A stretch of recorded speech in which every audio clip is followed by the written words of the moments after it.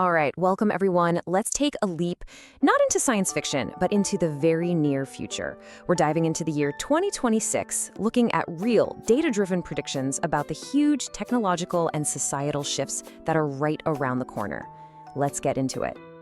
You know, this quote from the analytics firm SAS? It absolutely nails the theme for our entire discussion today.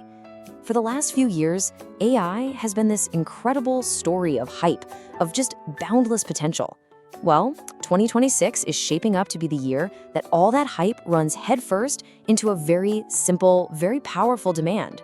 Show me the results. So, here's our game plan. We're going to start with the tech itself, the backbone. Then we'll see how it's going to overhaul our society. From there, we'll look at the fragile global stage all this is playing out on, check out the risks, and finish with one big question for all of us. Okay, first up, the new tech backbone. You see, before AI can really change the world, you have to build the world it's going to run on. And the scale of what's being built is, well, it's just mind-boggling. Wow, just look at that number. $100 billion. That's what Deloitte predicts nations are going to spend in 2026 alone on what they're calling sovereign AI infrastructure. Now, this isn't just companies buying a few more servers. No, this is a full-blown global race for digital independence. Countries are literally building their own AI powerhouses so they don't have to rely on anyone else. So where is all that cash going? It's fueling this massive new tech stack. And there's a huge shift happening in AI compute. Inference, which is just a fancy way of saying an AI actually doing its job, is set to eat up 2/3 of all the compute power. That tells you everything. We're shifting from just training AIs to using them. Big time. And of course, that's all powered by brand new super advanced chips. Meanwhile, the world's army of industrial robots is going to blow past 5.5 million, and our skies are going to be crowded with nearly 18,000 new satellites beaming internet directly to our phones. Okay, so we've got the hardware. The shiny new toys are on the way, but what does it all mean for us, for our jobs, for our laws, for our daily lives? This, my friends, is where the reality check really begins. And this slide just illustrates that shift perfectly.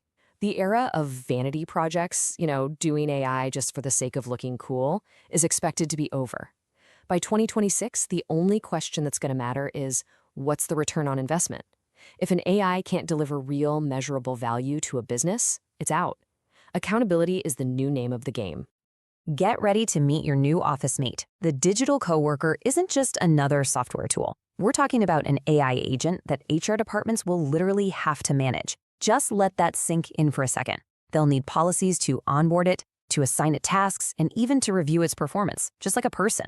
I mean, seriously, how do you conduct a performance review for an AI that never sleeps? This new world, of course, needs a whole new rulebook. First, you're going to see an arms race to create the best synthetic data to train even smarter AIs. Second, the regulators are getting serious. Frameworks like the EU AI Act will have real teeth, putting actual guardrails on development.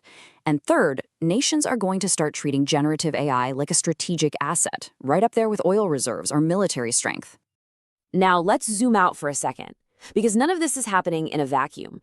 This incredible tech acceleration is happening against a backdrop of some pretty serious global pressures. Yeah, the economic picture is sobering. You've got the World Bank, the OECD, the IMF, all the big players are basically singing the same tune. A global economic slowdown is coming. We're looking at growth of only about 2.7%. And when money's tight, there's less room for error. It begs the question, in a world of tight budgets, is AI a critical investment or a luxury that gets cut? In such a tense environment, technology becomes one of the main levers of power. AI stops being just a business tool. It becomes a factor that can actually shift the balance of power between countries. And that's what's driving this huge push for digital sovereignty and fueling the rise of things like stablecoins. Put simply, tech is geopolitics now. And it's not just economic pressure. There's a natural one, too. There's this symbolic prediction from a source they're calling the AI Baba Vanga, and it paints this poetic but kind of grim picture of the Earth's breath turning to storm. Now, I know it sounds a little mystical, but here's the thing.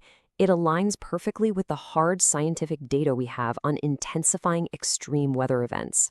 So let's put it together. We have a tech boom happening during a global squeeze, and that brings us to the biggest uncertainties of all, the major risks we're facing and the game-changing wildcards that could define the year. Here are the top 5 risks on pretty much everyone's radar. What happens if the AI investment bubble bursts? What about geopolitical tensions over tech? Or supply chains for those vital chips snapping under the stress? Add in worsening climate events and the threats to our food security, and you get a very, very fragile global system. The real question is, are we prepared for that?